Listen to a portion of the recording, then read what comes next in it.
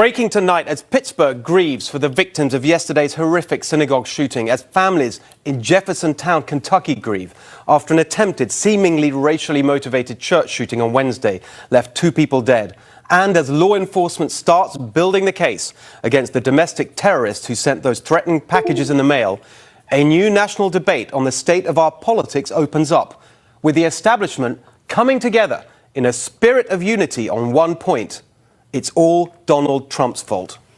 Tonight, we'll debate every angle of this with our special guests, Governor Sarah Palin, Anthony Scaramucci, and Lisa Booth. They'll all be here with me for the hour. Evening, everyone. Welcome to The Next Revolution. I'm Steve Hilton, and this is the home of positive populism. Not a particularly positive week in America. Before we get to our guests, I want to go straight now to Ron Dermer, Israeli ambassador to the United States. He's in Pittsburgh right now. Ambassador, I really appreciate you being there for us tonight. I just want to offer right away my condolences. My condolences. I know that it's not just about those individual people and families who have been directly affected by what's happened. Every Jewish person, to some degree, will be feeling an element of pain and fear as a result of what's happened. I would just like to start by asking you for your general thoughts on what we've seen. Well, it's the worst anti-Semitic attack in American history, and Israel's the one and only Jewish state, and today the people of Israel mourn with the people of Pittsburgh, not just the Jewish community, but the wider community. I attended an event tonight that brought faith leaders, Muslims, Christians, Jews, and they came together really to say no to this type of hatred that unfortunately claimed 11 lives.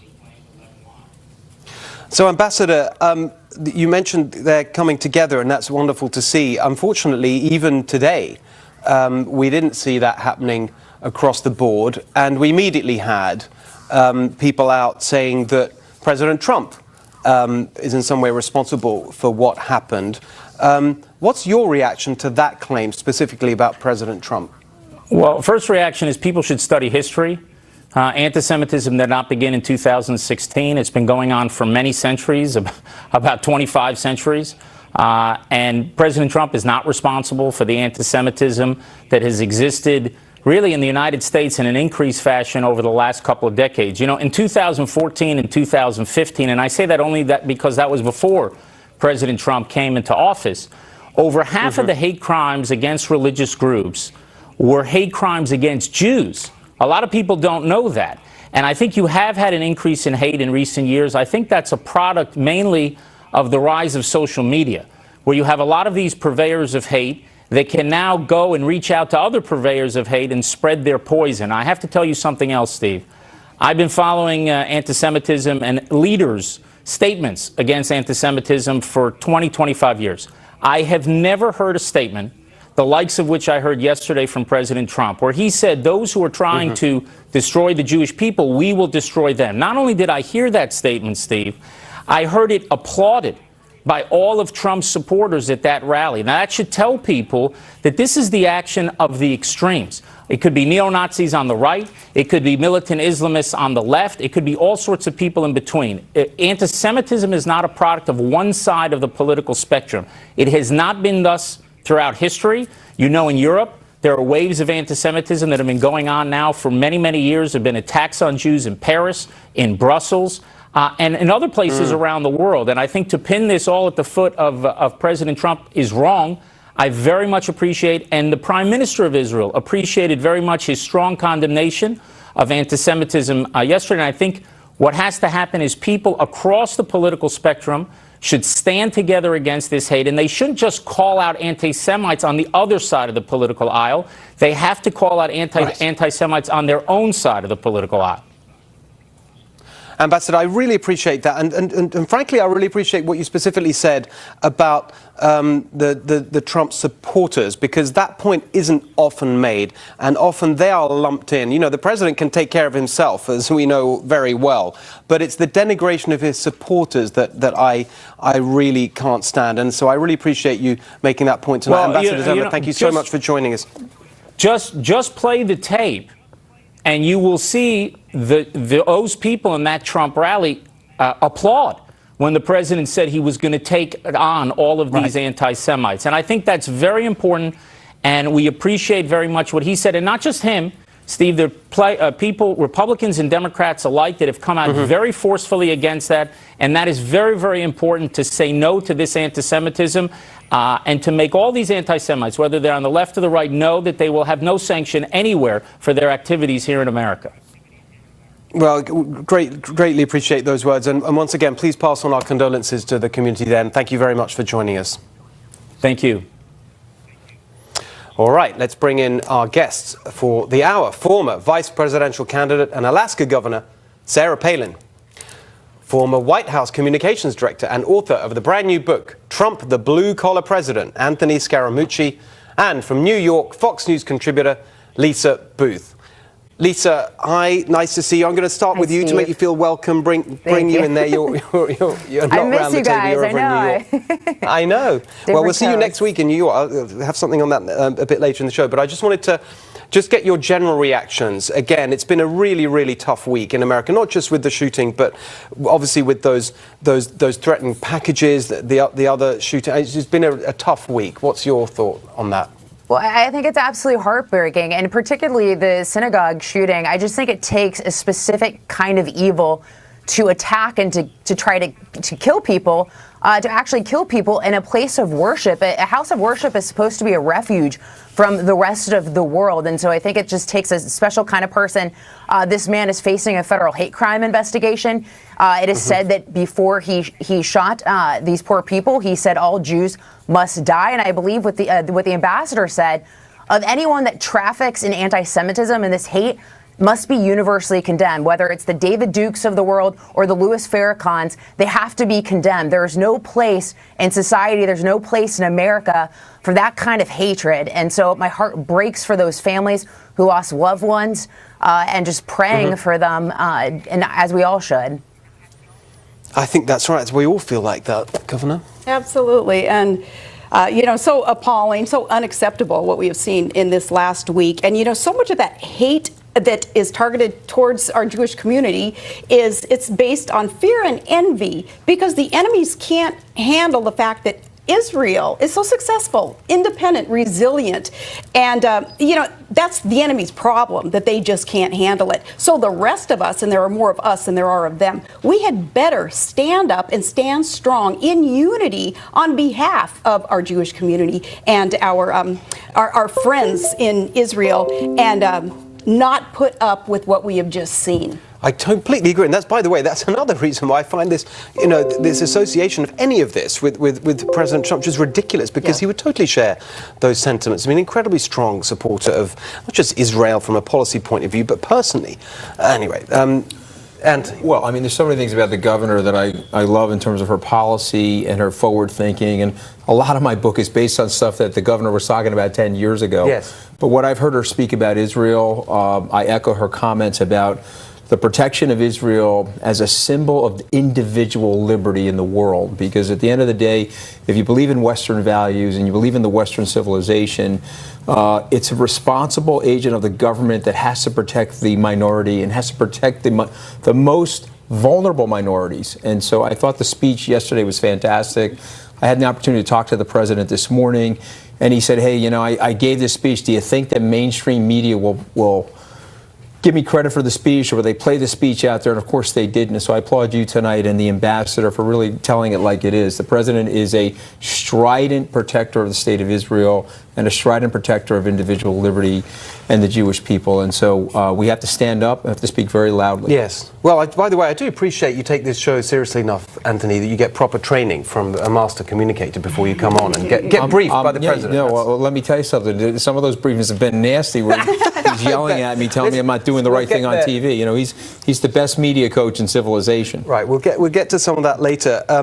Look, as we've touched on earlier, the politics is here. It's been there right from the beginning. Ever since this sequence of events was happening last week with the packages and the shooting and so on. The president just out with a tweet, actually, engaging in some of that. He's laying blame, as he often does, on the fake news media and so on.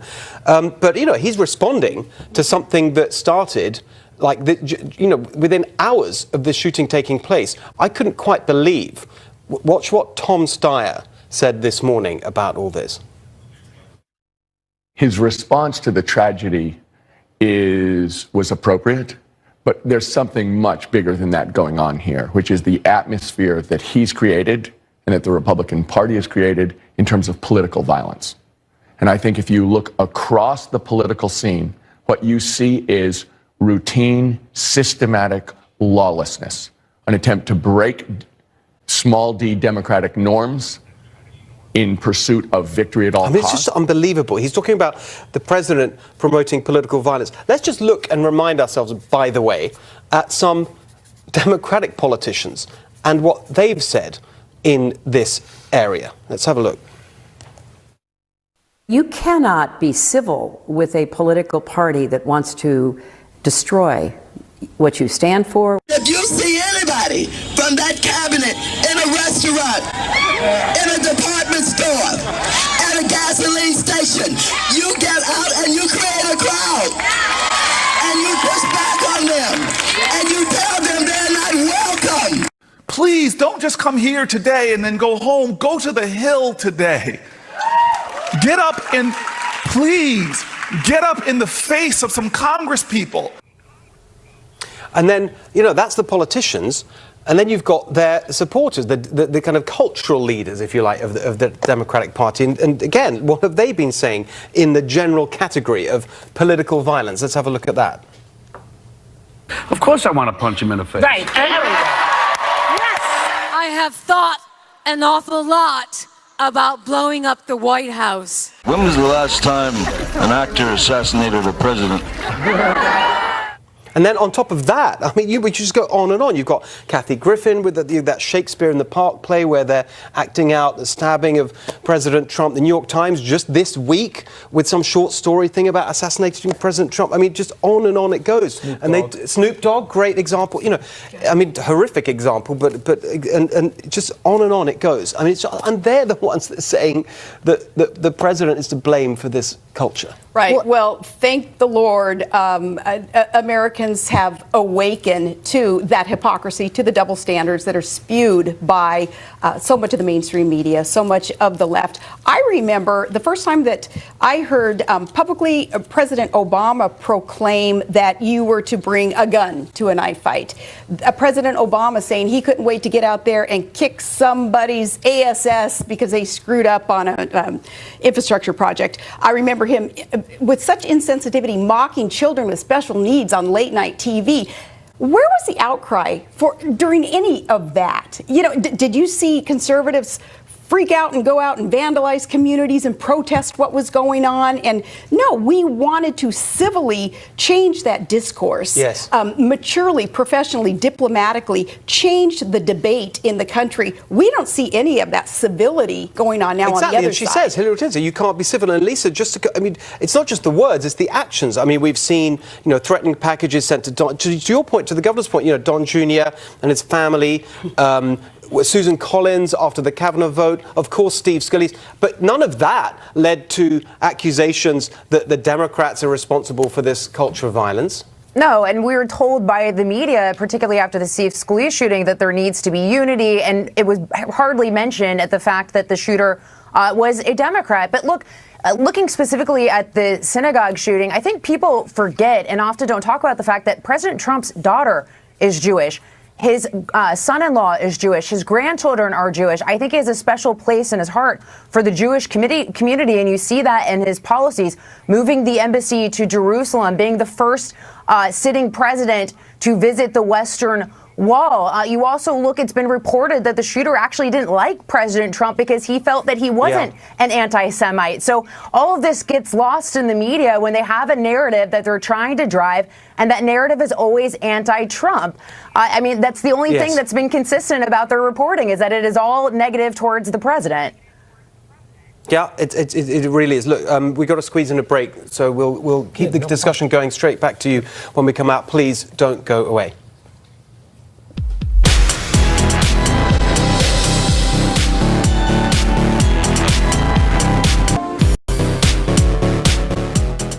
Predictably, the establishment is blaming President Trump and his supporters for a climate of rage and hate. But let's be honest, a lot of Americans have had a lot to be angry about for an awful long time.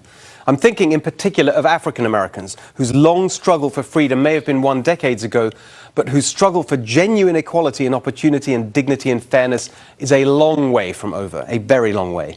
I'm also thinking of working Americans, especially those outside the booming centers of the modern knowledge economy, whose economic security has collapsed, whose economic opportunities have disappeared, and whose social fabric, especially family and community, has been ripped apart. That's been going on since at least the early 1970s. That's nearly half a century. This anger we're seeing, it didn't start with Donald Trump. I think it goes back at least a decade. In 2008, you saw the elite bail themselves out while working people paid the price for their recklessness and incompetence. And you saw a new tone enter our politics. Before then, we had presidents who, whatever their political views, made clear they loved America and loved Americans. All Americans. Reagan, the Bushes, Bill Clinton, they weren't haters. You got the sense they loved everybody. Bill Clinton, perhaps a bit too much. But then we saw something new. A cultural elitism came in, condescension, even contempt, like this. They get better. They cling to guns or religion. And this. For the first time in my adult lifetime, I'm really proud of my country. We saw hate and divisiveness from the top. And remember, from the left, not the right. From the elitists, not the populists, from Joe Biden. They, not you, have an ally in the White House. This time they have an ally. They're a small percentage of the American people, virulent people. Some of them the dregs of society. And of course, from the queen of hate, the empress of divisiveness. You could put half of Trump's supporters into what I call the basket of deplorables.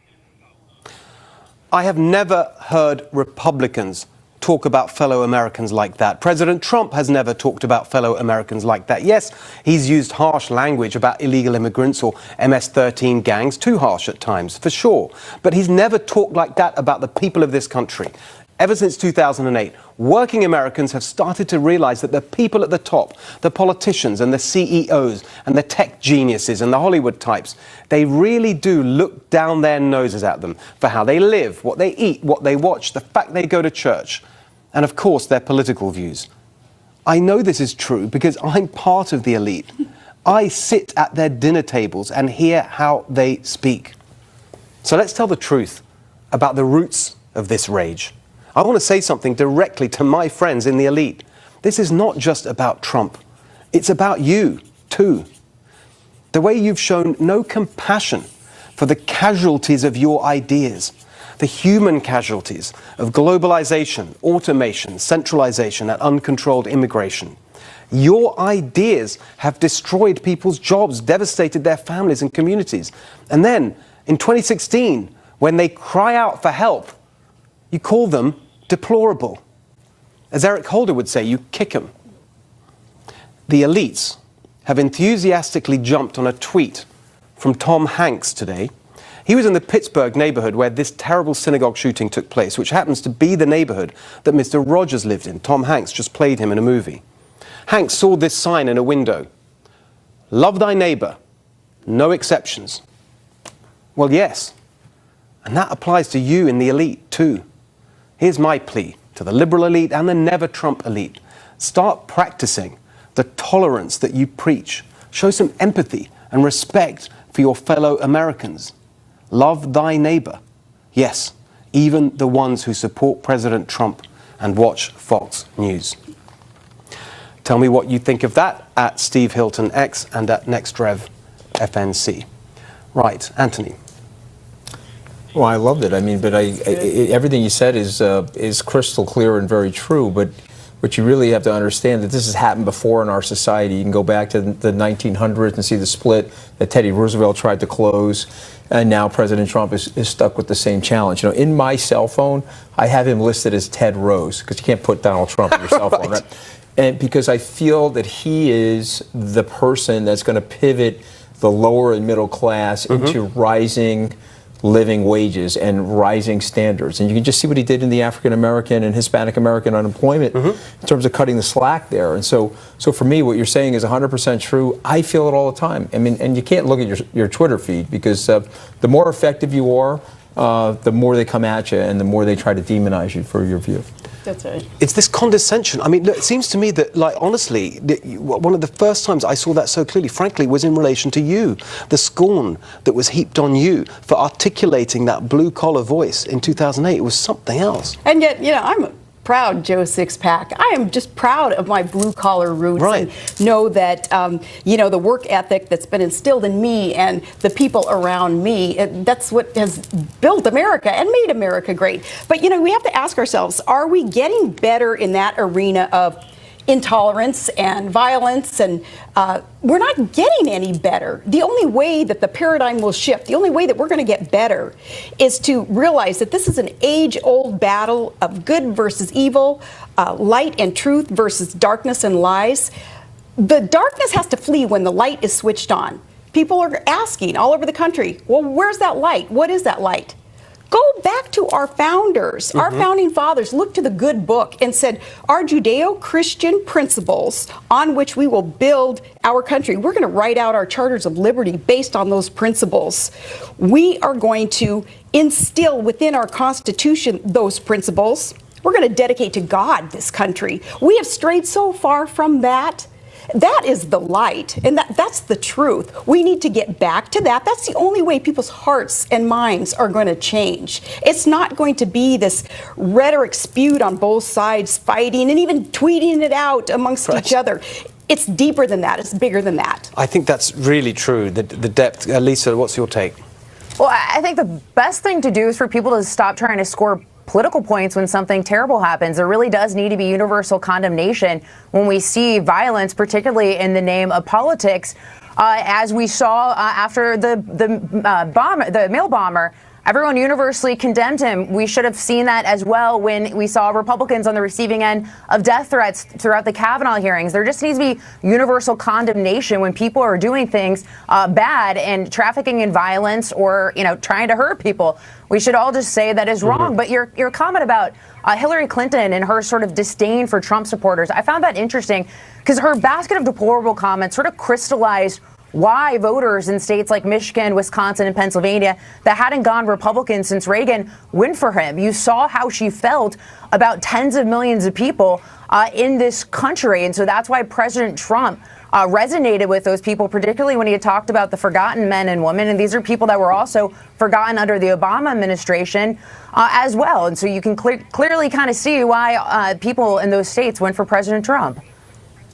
Yeah, I mean, just a very quick last. We'll talk about the book in a second, but we really will. Don't worry. No, but I just wanted to, you know, this contempt for fellow Americans. You don't see that in the other direction. It seems to me. It feels like the top sneering at the working people, isn't it? Yeah, and I think that has a lot. You know, go back to our roots too. You know, our parents would have never put up with us being stinkers to our neighbors or to our classmates by bullying them and being intolerant. Anthony, we were just talking about, hey, do you have a problem when somebody has a differing opinion? Do you want to go beat the crap out of them and duke it out? No. Good conservatives respect other people. I know. That's exactly right. The governor and I would like to take the battle into the intellectual marketplace of ideas and see if our ideas can win versus their ideas. And they want to silence us because they know that we may be able to convince people that what we're saying is true. Individual liberty, respect, self-determination, market forces, incentive-based market forces driving your success. Well, in the nicest possible way, I want to silence you right now because we have to go. But we'll be back in a second. And again, I just want to leave this discussion with... Tom Hanks is absolutely right about that tweet. Love thy neighbor, no exceptions. But everyone needs to take that on board. Okay, coming up, the populist revolution is above all a blue-collar revolution, as we've been discussing. It is a giant change in American politics, and we'll debate it next.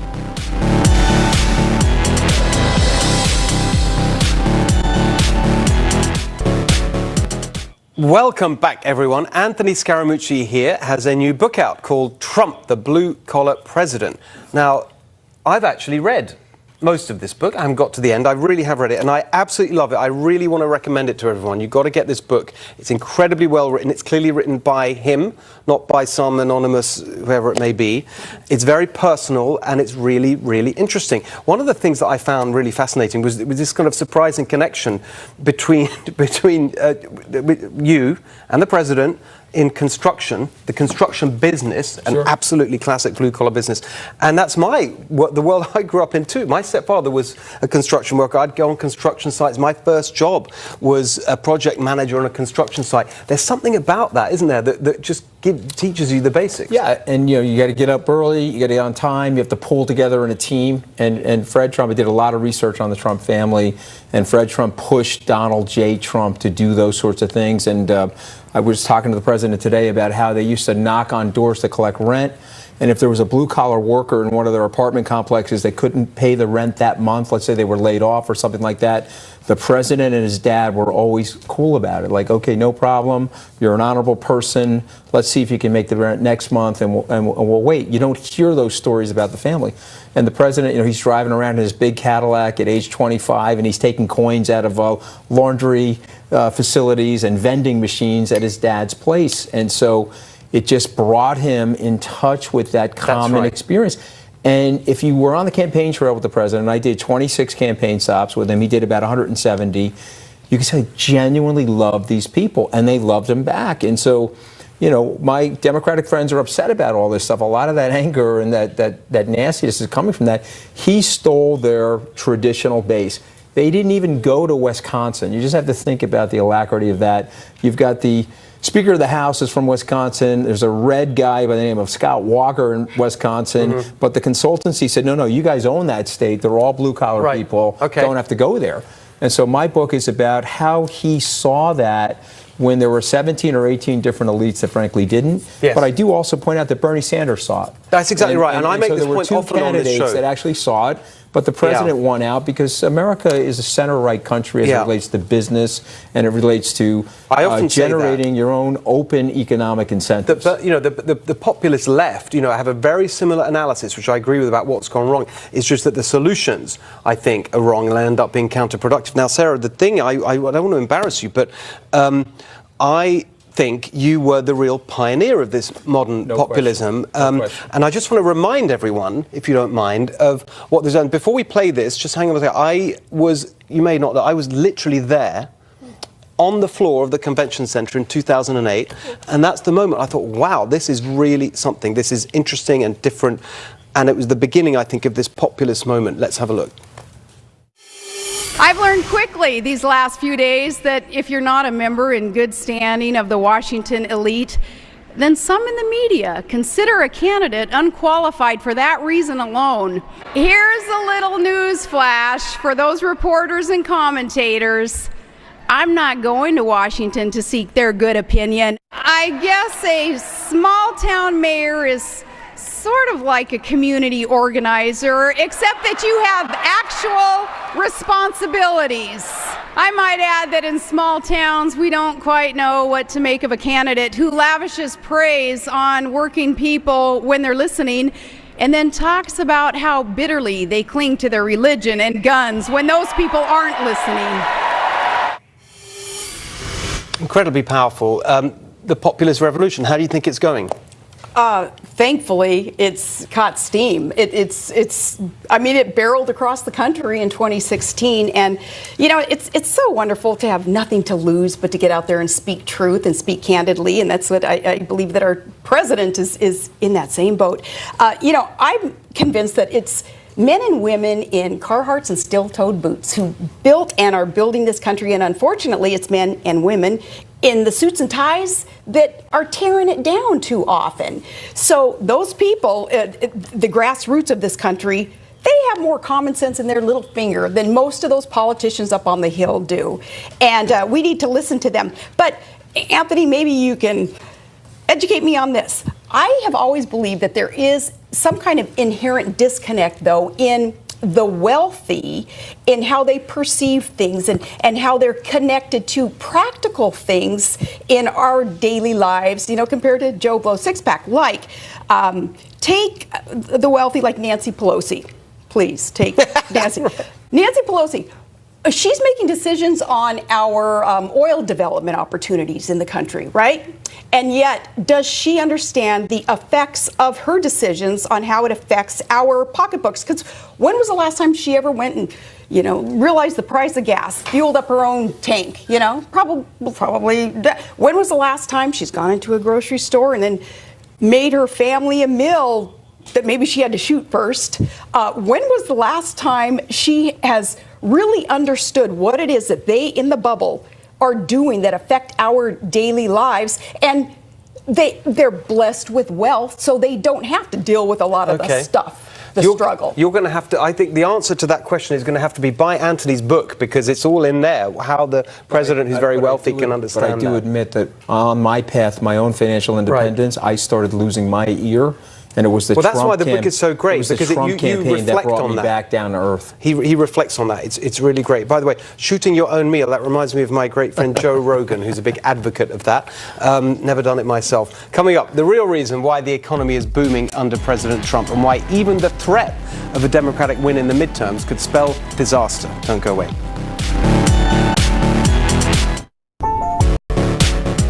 All right, welcome back, everyone. I just want to talk about the economy and make a point that I'm not seeing discussed. It's so important, I think. We've got the midterms coming up.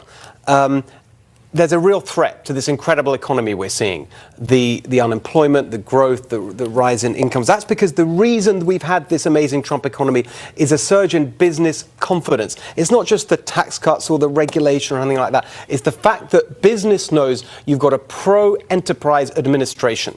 And even the threat of the Democrats getting back in, even if they get the House but then can't do anything because they haven't got the Senate, even that would be a plunge in business confidence, and that would start to hurt the economy. And that's really important to understand.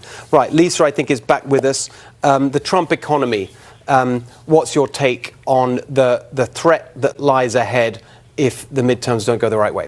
Well, I 100% agree with your points, but also think about it like this, too. Nothing is going to get done in Congress if Democrats take control of the House. There will be no policy passed. All we will see is investigation. So that's not good for the economy at all, to have the government literally at a standstill as a result of Dems taking back the House. Unfortunately, though, I don't think the economy plays as big of a role in the midterm elections in terms of driving voters out to the polls as it does during a presidential election. I think the economy will be the reason why President Trump is reelected in 2024, if the economy is still, or 2020, sorry, if the economy is still doing well. Yeah. 2020, I clarify that. 2020, if the economy is still going strong. No, if the economy, I'm tired. I'm sorry. If the economy is still going strong in 2020. So I don't think it plays as big of a role. It's actually more of these issues that kind of drive passion. You look at the left, the number one issue for them is healthcare. Yeah. You look at the right, the number one issue is immigration. But, the economy is going strong, and that would change if Republicans lose power. Yes. Sarah, I think this confidence point. I mean, look, they can do a lot of damage without actually doing anything, just by being there. Right. And wasn't that refreshing, though, to see that the psyche of the country became much more optimistic? Yes, I mean, happy warriors were able to get out there and get their message out there with this change that we saw in 2016, and consumer confidence, which so much is based upon the trajectory, started going up. And that will continue, as she's pointing out, too, though. If the GOP stays in control, just because of the time-tested truths that we believe in, the planks in our platform with free enterprise, with capitalism, and all those things that have proven to work versus the socialism that the left wants to usher in. And so this point about confidence is crucial, isn't it? It's this fear that this pro-business climate just goes away. Yeah, and he did two masterful things, the tax reform, and he delayered the regulation around Dodd-Frank. And so what that's done, Stephen, it's opened up the community banks to more lending in these small rural areas. And so the combination of those two things are really starting to kick in now. If you look at what economists look at, the tax cut usually takes about 12 to 18 months to really see its robust effect on an economy. And so you've got all that going on, plus the capital repatriation from overseas. Because that's right, you've had an investment boom. That's the big thing that's happened. Capital investment boom, which should lead to a long-term positive growth trend. The magic wand that President Obama said, does President Trump have it?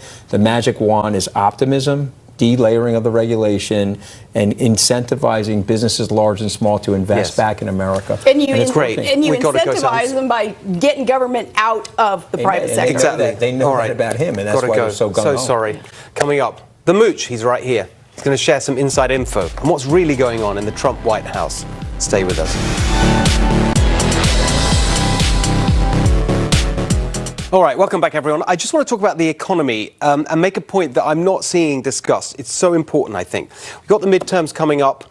There's a real threat to this incredible economy we're seeing. The unemployment, the growth, the rise in incomes. That's because the reason we've had this amazing Trump economy is a surge in business confidence. It's not just the tax cuts or the regulation or anything like that. It's the fact that business knows you've got a pro-enterprise administration. And even the threat of the Democrats getting back in, even if they get the House but then can't do anything because they haven't got the Senate, even that would be a plunge in business confidence, and that would start to hurt the economy. And that's really important to understand. Right, Lisa, I think, is back with us. The Trump economy, what's your take on the threat that lies ahead if the midterms don't go the right way?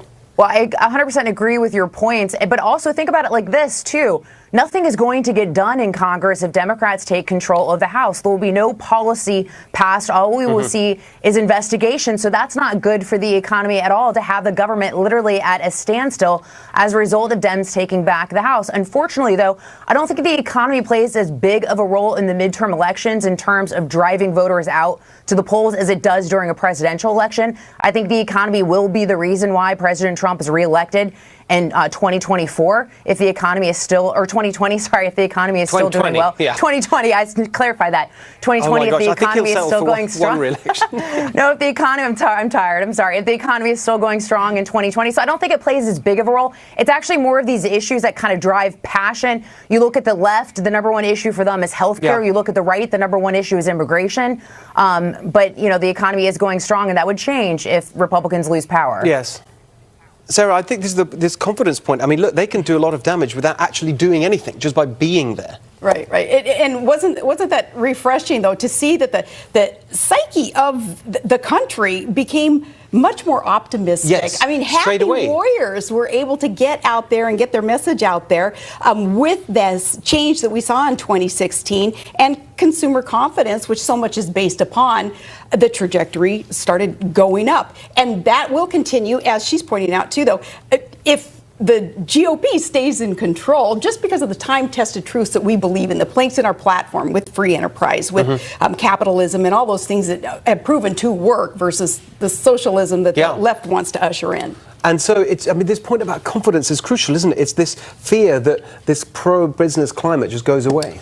Yeah, and he did two masterful things, the tax reform, and he delayered the regulation around Dodd-Frank. And so what that's done, Stephen, it's opened up the community banks to more lending in these small rural areas. And so the combination of those two things are really starting to kick in now. If you look at what economists look at, the tax cut usually takes about 12 to 18 months to really see its robust effect on an economy. And so you've got all that going on, plus the capital repatriation from overseas. Because that's right, you've had an investment boom. That's the big thing that's happened. You've had a capital investment boom, which should lead to a long-term positive growth trend. The magic wand that President Obama said, does President Trump have it? The magic wand is optimism, delayering of the regulation, and incentivizing businesses large and small to invest back in America. And it's great. And you incentivize them by getting government out of the private sector. Exactly. They know that about him, and that's why they're so gung-ho. So sorry.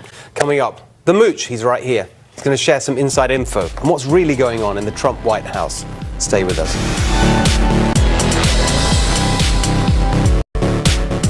All right, welcome back, everyone. I just want to talk about the economy and make a point that I'm not seeing discussed. It's so important, I think. We've got the midterms coming up. There's a real threat to this incredible economy we're seeing. The unemployment, the growth, the rise in incomes. That's because the reason we've had this amazing Trump economy is a surge in business confidence. It's not just the tax cuts or the regulation or anything like that. It's the fact that business knows you've got a pro-enterprise administration.